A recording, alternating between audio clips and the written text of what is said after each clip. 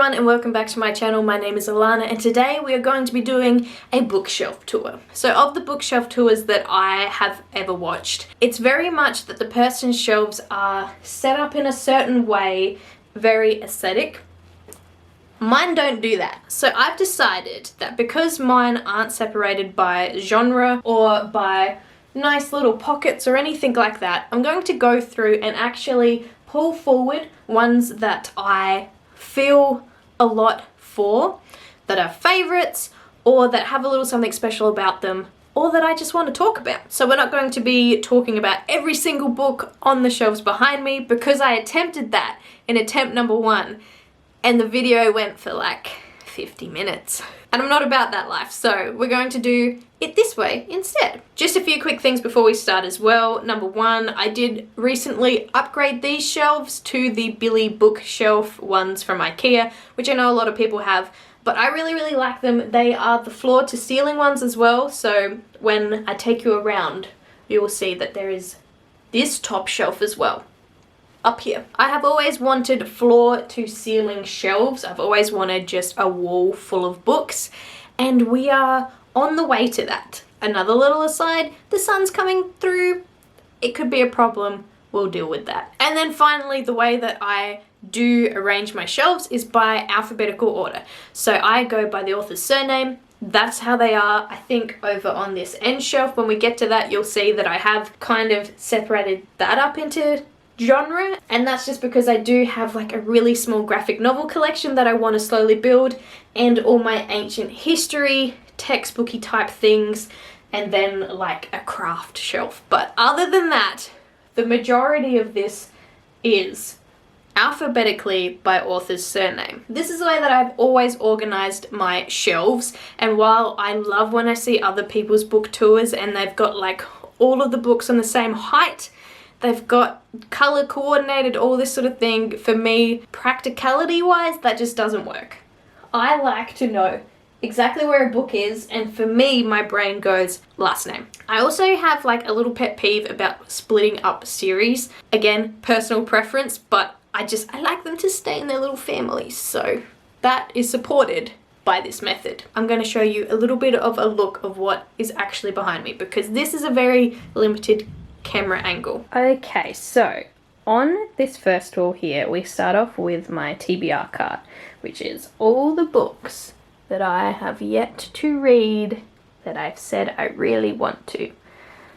So I do take my unread books off this shelf and these and put them on that cart. So essentially, most of the books here should then be read. So just panning back, you can see the first shelf, the second, the third is nearly full except for this bottom area, and then we come over to the final shelf, which has ancient history texts, graphic novels, books that I am partway through and will come back to, cookbooks, and craft books. And then we just have like the bits and pieces shelves here. So my camera bag, some washi tape, some keep boxes. So there you go. That is the first look at my wall of books. As you can see, I have also faced out some hardcovers, and that is just because if I didn't do that, then all of the books probably would end on this shelf somewhere, or maybe up the top here, but I wanted to space them out across the shelves a little bit more.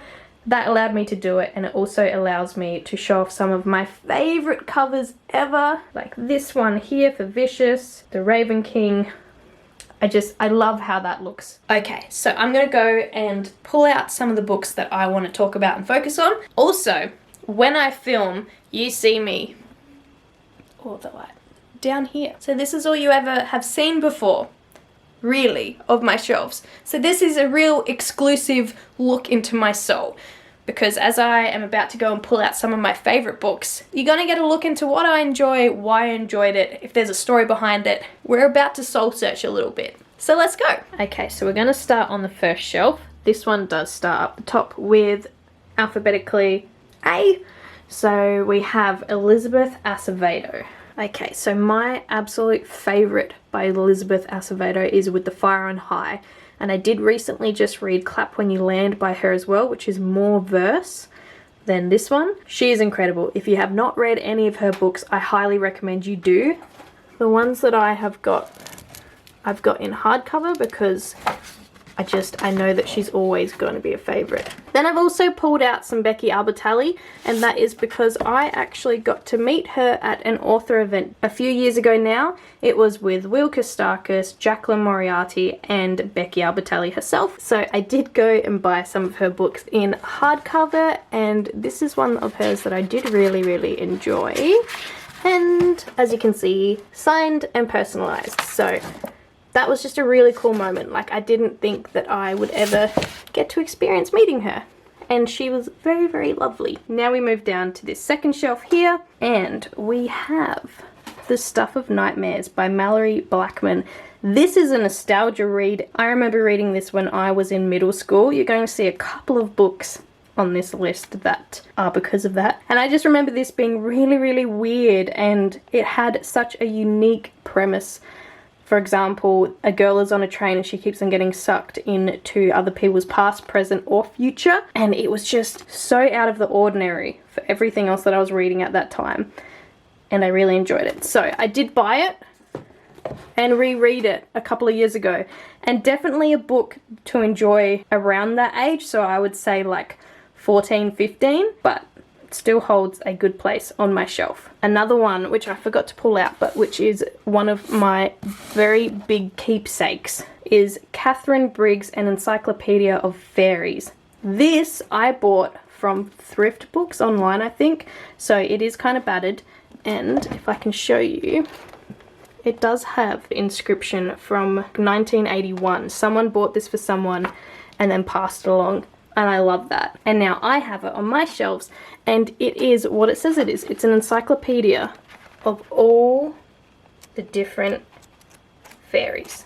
I bought this one because Maggie Stiefvater wrote in one of her like acknowledgement pages in one of her books that if you want the down low on all of the magical fairy beings in English folklore and beyond, that this is the book that you need. So I went and got a copy, and I love it. I love it so much. Then down here, we have got one of my first ever cover buys. This is The Girl with All the Gifts by M.R. Carey. And this was completely a cover buy. I remember being in the bookstore years ago and just seeing this spine and the title and the girl with her arms wide open. And then I read the back of it, and it has a very kind of kooky blurb to it. And I think this is definitely a book that you need to go into not knowing much about, and it ends up being one of my all-time favourites. Moving along, we have got the second book in the Obernewtyn Chronicles, and I think this one I bought online and randomly it came signed by Isabel Carmody, the author, so I just thought that that was really cool and unexpected. This is also a 7-book series and is really good for, like, I would say post-apocalyptic, dystopian, high fantasy type with powers and abilities. It's amazing. Then we move on to this edition of the illustrated Lewis Carroll. This is the 2 Alice in Wonderland books in one. This is actually a copy that my mum got me because it has a little forward in the front of it about Lewis Carroll. And this is when I realized that he was a little bit weird. So I hold this book dear because it did show me the other side of this story and where his inspirations came from in part, and there's some nice book plates in this too. Next to that we have Jane Unlimited by Kristen Cashore. This is a weird book which was doing something really, really cool. So this one kind of is a choose your own adventure type, and I say that because the story does reset a couple of times. This is also the author of Graceling, which I thoroughly enjoyed, but a really different book, and I encourage you to Google it if any of that sounded interesting to you, because it's doing something different to everything else. And then we move down to the 4th shelf here, and we've got a couple of like guilty pleasure reads, and I would say again predominantly kind of YA-ish until we get to here. I should have also pulled this one out. Crush is an anthology which one of my friends has published a short story in, and as you can see I have tabbed a couple that I really, really enjoy. So I'm super proud of her, and I was just I had to add that to my collection. Another nostalgia is Big Woo, my not so secret teenage blog. This has also been bitten by one of my dogs growing up, which is one of the reasons why I kept it, because that's a mark of her that I will always have. Very teenagery. This is definitely like 14-year-old Alana in a book.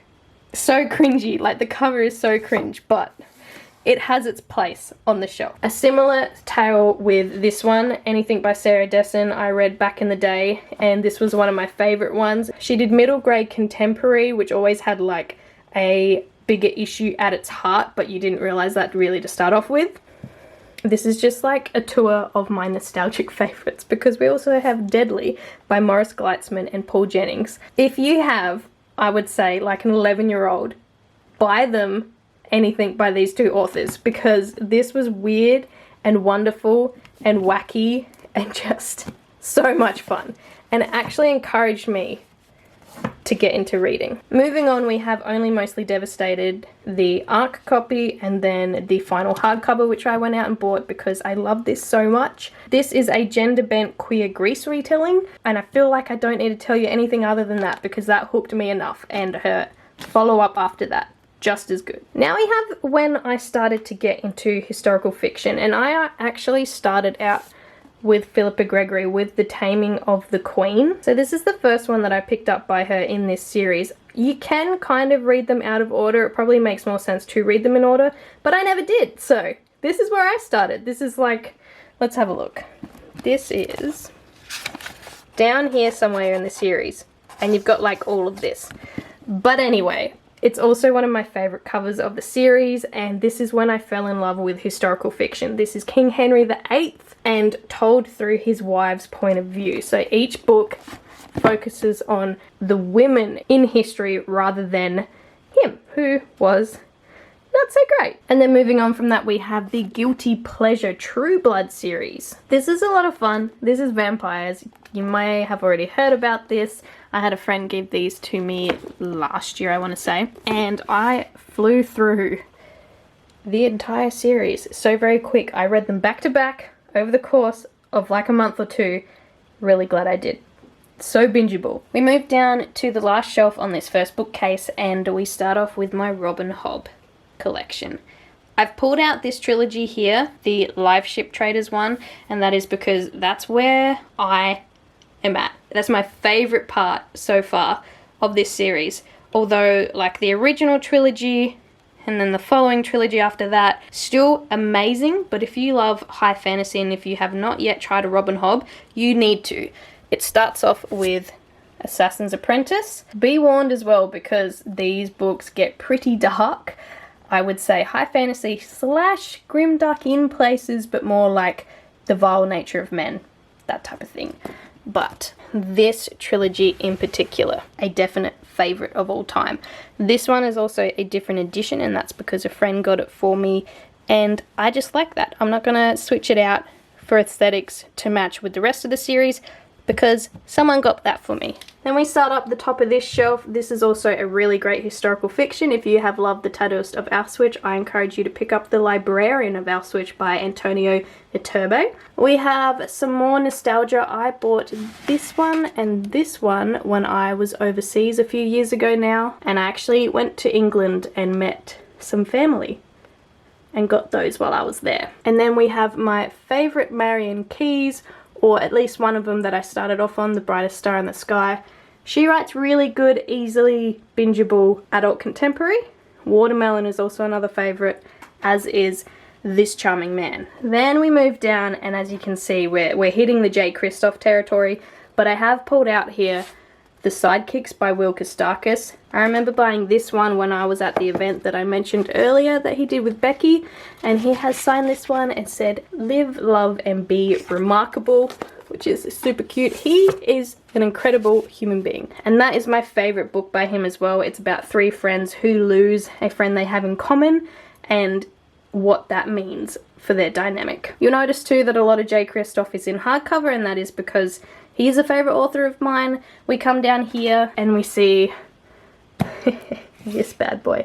This is an ARC copy of Empire of the Vampire. I did go buy the hardcover version because I did like this, but as you can see, we have a lot of tabs up there, and this is one of my most prized ARCs, and that is because it was a bit tricky to get, but I got one, and that will be staying there forever, probably. Then we have E. Lockhart. A lot of people know her for We Were Liars, which I did enjoy and read first, but this is very underrated in my opinion. More people should be reading this. I also haven't reread it in ages, but this is the disreputable history of Frankie Landau Banks, and I thoroughly enjoyed this when I read it a few years ago. Much in my YA contemporary stage, this is about a young girl sort of taking down the inner circle from the inside. As we can see as well, I have pretty much all of Sarah J Maas. I binged her a while ago. Unfortunately, her books are getting very similar with characters and storylines. So, I will continue to read her for now. She's definitely represented on my shelves, but I'm kind of getting over the repetition a little bit. Then we have a brilliant Australian author, Melina Marchetta. This is one of my favourites by her, On the Jellicoe Road. When I read her books, I always cry. If you want really, really good Australian contemporary set, I think this one is set overseas though, but like these ones are more Australian based. Just her writing in general, she is a master of the craft. I love her work so much. We'll continue to buy her forever and always. Then we have this beautiful book, The Boy, the Mole, the Fox and the Horse by Charlie Mackesy. This is a signed edition that my sister got me because she knew that I would appreciate something like that. This is a hug in the book as well. If you have not yet heard of this one, if you want a gift book for someone else or just a reminder that things will be okay for yourself, if you want to buy it for an elderly person, a young person, it doesn't matter. This is for everyone. It really, really is. And it's beautiful. Then, as we can see, we have some George R. R. Martin. I'm still waiting with everyone for that last 2 books in the Song of Ice and Fire series, but I understand, you know, he's got a lot going on. So one day, we will have it, one day. And then we can see Twilight is still here. This, I should probably actually unhaul because it was bad and did nothing, nothing good for Edward's character. Did not enjoy that, but I will hold to the host. I did enjoy that a while ago, and I think I've reread it a couple of times. And then we have The Song of Achilles by Madeline Miller. I just want to point out, okay, here comes a bit of a rant. Let me set the camera up. Okay, so The Song of Achilles by Madeline Miller. I got this back in the year that it was published, which was 2012. And I actually won this as an academic award. I can't show you the little book plate that is stuck in here because like privacy reasons, but the little note in it just says, Alana demonstrated a perceptive understanding of the text studied, excellent skills as a writer. Can we bring some of that back? Both creatively and in formal text analysis, and an outstanding work ethic. Thank you. So, my point being, I read this back when it first got released and I loved it. Loved it, loved it, loved it. And as of the last 7 months or so, BookTok has been blowing this book up, and I'm so thankful that more people know about it because people need to. But like, I just want it kind of noted that I've been here from the start. You know what I mean? One day soon, I hope to do a reading vlog on rereading this because I have not for a very long time. Actually, is this the first edition? Oh my god, I just said all of that. It's actually 2011 released. This edition published in 2012, but copyright 2011. Am I even a super fan? Can I even call myself a super fan? Anyway, back to the video. Okay, then we come down and we see a lot of Patrick Ness, and that is because he is one of my favorite authors. I first read The Knife of Never Letting Go, and I also got to meet Patrick Ness when he did an event in Australia. As we can see here, he signed and dated it, and I just remember freaking out and not really remembering what we talked about, and him just being really, really beautiful and chill and just lovely. So that is the first book of his that I ever read, and I loved this trilogy. The movie didn't really do it justice. I encourage you to read the book if you haven't. And he does this thing with every book that he writes, he does something different. So no Patrick Ness book will ever be the same, which some people love and some people not so much. But one of his more recent ones that I have really enjoyed is Release. This is amazing. I have talked about it on my channel here and there. I've also done a review for it. Check it out if you want a really good coming of age, contemporary, but with like another magical strand in it as well. Magical realism, I think, is where he most sits. And then we come up the top of the third shelf. I haven't pulled anything out along here, although this is a favourite. Also Eragon, a favourite. The first one's down there. Reread it tons of times, still love it. But anyway, we'll move down to here, and I've pulled out Rainbow Rowell attachments. For me, my favourite Rainbow Rowell books are adult contemporary ones, like this one, and like Landline. I haven't read from her recently, and I haven't reread her for a while. I know that Eleanor and Park also has some problematic elements in it. Then we have Harry Potter, which I know is nowadays controversial and for good reason, but I do want to point out that these majority are second-hand copies that I found in second-hand bookstores, which I hunted for specifically because I did not want to give JK any more royalties. And I also really prefer these covers. As you can see, this is from my childhood, and the same dog that took a chunk out of that one there also got this. I think this was in her puppy stage. So again, nostalgia. We'll hold on to that as long as I can. But yeah, these are majority second-hand copies, and I have reread Harry Potter a ton of times. It holds a place in my childhood, but I can understand that the author is very problematic. So I feel validated in having these on my shelves because I don't heavily promote Harry Potter on my channel or in real life, and these are secondhand. So that is that. Then we move down to some Brandon Sanderson. The first one that I ever read of his was Skyward, which is one of his latest ones. This is also sci-fi. And then I went back and I read Mistborn after these ones. Don't do it how I did it. Do it the other way around, and that is because his writing gets so much better. I still really love Mistborn, and I want to continue and read everything of his, but he has little habits that crop up in his prose here that don't in these ones. So just something to sort of note. Then we have Vicious by V.E. Schwab. Also was lucky enough to meet her and make an absolute dick of myself. But I have a signed personalized copy. I love this book so much. I also did like Vengeful. I know that that is probably a slight unpopular opinion, but did enjoy them. Unpopular opinion though, this was not my favourite of hers, but like this edition is all sorts of beautiful. So that's not going anywhere. And I still plan on reading everything by her, just this is more of a favourite. And so is this Savage Song. Moving down, we come to Samantha Shannon. So at the same time that I cover bought a copy of The Girl with All the Gifts, I also cover bought the first book of the Bone Season. This was a few years ago now. I would like to say closer to when it first came out, but I'm not entirely sure. And I love this original cover.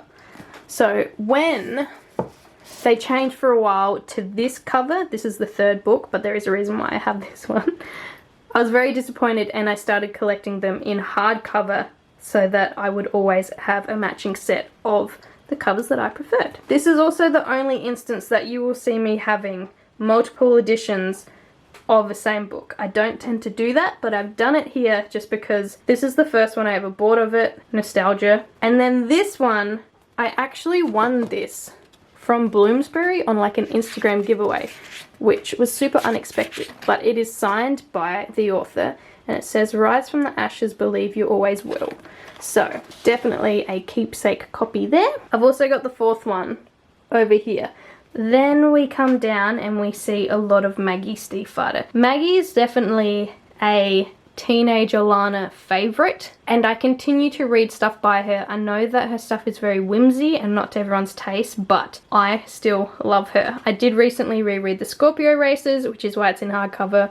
One of my all-time favorites. You'll notice also that I'm like missing the first I want to say 2 in the Shiver series, and again the first 2 in the Raven Boys series, and that's because I unhauled my old copies that I had that were like different edition paperbacks, and I've always planned to come through and replace them, but I just haven't got there yet. Lament is pulled out because this is one of the first ones that I remember reading and loving aside from the Shiver series. This is Fae in the Real World, and really, really good. A really good tight duology. Definitely more of a backlist title now too, but if you love Fae and human and bargains and like all of that, that's a good one. And then here we are. We're on the final shelf of the majority of my books, and I have pulled out Markus Zusak, The Book Thief. I remember reading this way back in year 12 when I did like a book study on it, and I paired it with Pan's Labyrinth, that movie. Weird pairing, but it really did work.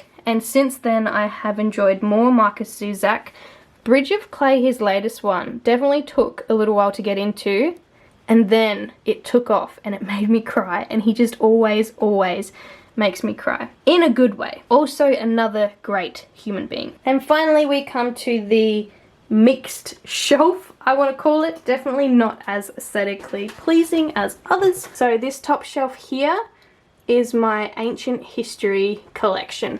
This book of mythology by Christopher Dell I also got as an award in year 12. So if you weren't already aware, the reason why I have all of these is because part of my uni degree was majoring in ancient history. No, I have not read these all, not even close. I probably should have, but I haven't. I mean, I got stuck into the Odyssey, as you can see by that spine.